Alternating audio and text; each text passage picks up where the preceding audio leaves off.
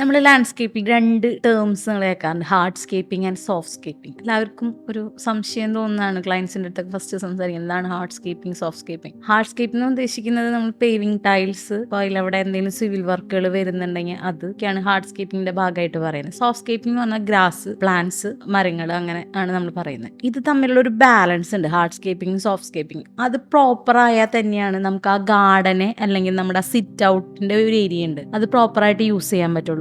നിങ്ങൾ ഏതെങ്കിലും മൊത്തം പേവ് ചെയ്തിട്ടുള്ള ഒരു വീട്ടിൽ പോയിട്ട് നിങ്ങളൊന്ന് എക്സ്പീരിയൻസ് ചെയ്ത് നോക്കാം. ഒപ്പം തന്നെ നല്ല രീതിയിൽ ഗാർഡൻ, അതായത് പേവിങ് ഏരിയ ഉണ്ട്, ഒപ്പം തന്നെ ഗ്രാസും പ്ലാന്റ്സും ട്രീസും ഒക്കെ വെച്ചിട്ടുള്ള ഒരു ലാൻഡ്സ്കേപ്പ് നിങ്ങൾ എക്സ്പീരിയൻസ് ചെയ്ത് നോക്കാം. ഏതിലായിരിക്കും നിങ്ങൾ കുറച്ചുകൂടി കംഫർട്ടബിൾ ആവാന്നുള്ളതൊന്ന് ഒന്ന് എക്സ്പീരിയൻസ് ചെയ്ത് കഴിഞ്ഞാൽ നിങ്ങൾക്ക് ഞാൻ ഈ പറയുന്ന ഈ ബാലൻസിനെ കുറിച്ച് മനസ്സിലാവും. പല ആൾക്കാരും നമ്മളെ വിളിച്ച് പറയും നമുക്ക് മെയിൻ്റനൻസ് പറ്റില്ല, അതായത് ഗ്രാസ് വെച്ച് കഴിഞ്ഞാൽ മെയിൻ്റനൻസ് വരും, പ്ലാന്റ്സ് വെച്ച് കഴിഞ്ഞാൽ മെയിൻ്റനൻസ് വരും. പക്ഷെ നമുക്ക് ആ ഒരു ഗാർഡനോ നമ്മുടെ സിറ്റ് ഔട്ട് ഏരിയയോ നമുക്ക് വീട്ടിൽ നിന്ന് ശരിക്കും പുറത്തേക്ക് ഇറങ്ങാൻ തോന്നില്ല, അത്രയും ചൂടായിരിക്കും. പ്രത്യേകിച്ച് ഇപ്പോഴത്തെ നമ്മുടെ കാലാവസ്ഥ അത്രയും മാറിക്കൊണ്ടിരിക്കുകയാണ്. അപ്പോൾ നമുക്ക് ആ ശരിക്കും പറഞ്ഞാൽ അങ്ങനെ ഒരു ഏരിയ തന്നെ നമുക്ക് യൂസ് ചെയ്യാൻ പറ്റില്ല, അത് ഫുൾ പേവ് ചെയ്തിട്ട് കഴിഞ്ഞാൽ. ഇതുപോലുള്ള എന്ത് സംശയങ്ങൾക്കും ആവശ്യങ്ങൾക്കും നിങ്ങൾക്ക് സ്ഥിതി ലാൻഡ്സ്കേപ്പിനെ കോൺടാക്ട് ചെയ്യാം. We are so happy to help you. Thank you so much.